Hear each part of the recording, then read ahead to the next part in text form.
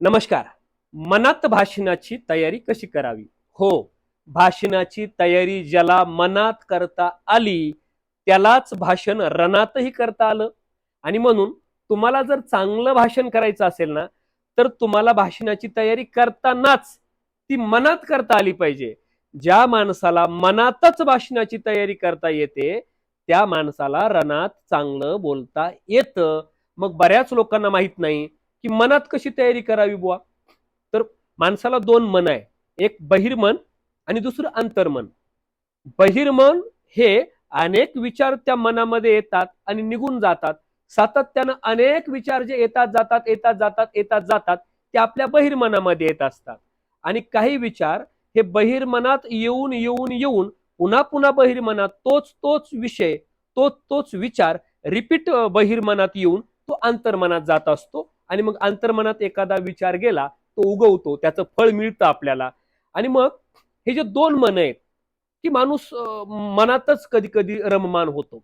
आता लक्षात ठेवा, अंतर्मनात एखादा विषय गेला की तो उगवतो, त्यासारखं घडायला लागतं. पण बहिर्मनामध्ये सातत्यानं तो विचार आला तर मग तुम्हाला भाषणाची तयारी मनात करायची आहे. सातत्यानं मी भाषणाची तयारी करतोय असं तुम्हाला मनातच ती उदाहरणं सांगतो. काही लोक मनातच बोलत राहतात. तुमचं भाषण तुम्हाला मनातच repeat repeat repeat repeat repeat करायचं आहे.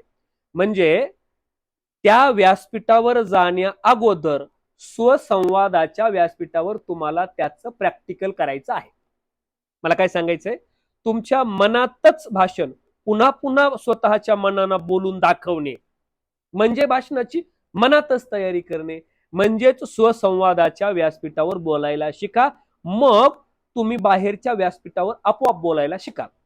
जे तुम्हाला बोलायचं आहे त्याचं चिंतन करा. ठरवा काय बोलायचं. चिंतन करणे म्हणजे काय लक्षात ठेवा. आपण म्हणतो ना भाषणाचं चिंतन करणे, मनन करणे. चिंतन करणे, मनन करणे याचा सोपा अर्थ सांगतो. चिंतन करणे म्हणजे काय बोलायचं याचं प्लॅनिंग करणे, नियोजन करणे, ठरवणे, विचार करणे. आणि मनन करणे म्हणजे काय, केलेल्या चिंतनाचा सराव मनातच करणे म्हणजेच मनन करणे. मग तुम्हाला हे मनन करायचंय म्हणजे तुम्हाला स्वसंवादाच्या व्यासपीठावर स्वतःचाच स्वतःशी केलेला संवाद म्हणजे स्वसंवाद. त्या व्यासपीठावर आधी तुम्हाला भाषण जमतं का, अगोदर त्या व्यासपीठावर बोलून बघा, बोलून बघा, बोलून बघा, जमतंय का. आणि एकदा का मनातच भाषण तुम्हाला चांगलं जमायला लागलं, तुम्ही कल्पना करा मी व्यासपीठावरच बोलतोय आणि तुमच्या मनालाच तुम्ही बोलत राहा. बोलत राहताना जर तुम्हाला व्यवस्थित आठवायला लागलं तर मग मात्र तुमच्या विचाराची साखळी फिरायला लागली, तुम्हाला मग आता भाषण येणार. अगोदर स्वसंवादाच्या व्यासपीठावर बोला, मनात बोला आणि मग ते भाषण रणात करा.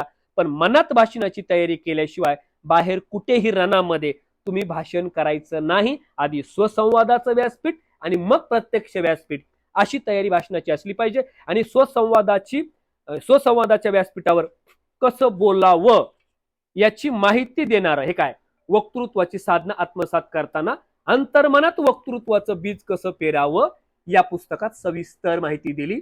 मनातच भाषणाची कशी तयारी करायची हे वक्तृत्वाची साधना भाग 1 नावाचं पुस्तक तुम्हाला भाषणाची तयारी कशी करावी, आपला हेतू कसा निश्चित करावा, भावनेची ताकद काय आहे, भावना कशा बोलाव्यात, वक्तृत्वाचा विरह म्हणजे काय, अभ्यासाची दिशा कशी असली पाहिजे तुमची आणि तयारी कशी केली पाहिजे याची संपूर्ण माहिती या पुस्तकामध्ये आहे. आणि हे माझं दुसरं वक्तृत्वाची साधना भाग 2.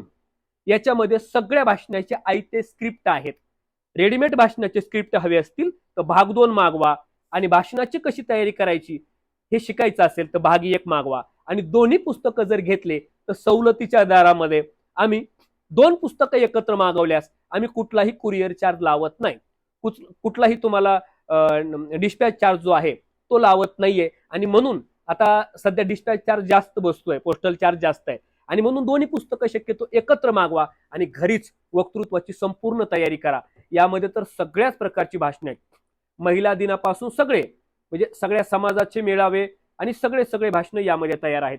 पण ही दोन्ही पुस्तके मागवा. 2 पुस्तके मागवल्या तुमच्या योग्य त्या म्हणजे सवलतीच्या दरामध्ये दिले जातील, म्हणजे डिस्पॅच चार्ज लागणार नाही. आणि दुसरी एक महत्वाची गोष्ट तुम्हाला सांगायची आहे, आमचं आता 31 जुलै आणि 1-2 ऑगस्ट असं 3 दिवसाचं प्रशिक्षण लोणावळ्यात आहे.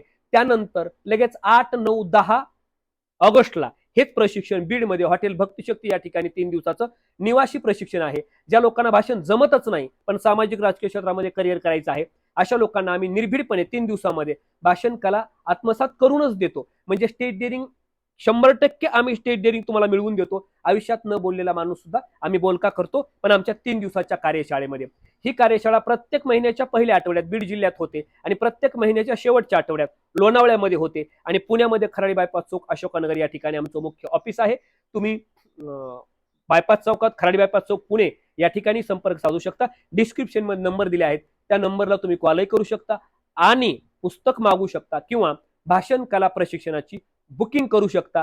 3 दिवसामध्ये निर्भीडपणे भाषण करायला शिकण्यासाठी प्रशिक्षण जॉईन करा अथवा ही 2 पुस्तके घरपोच मागवा. धन्यवाद.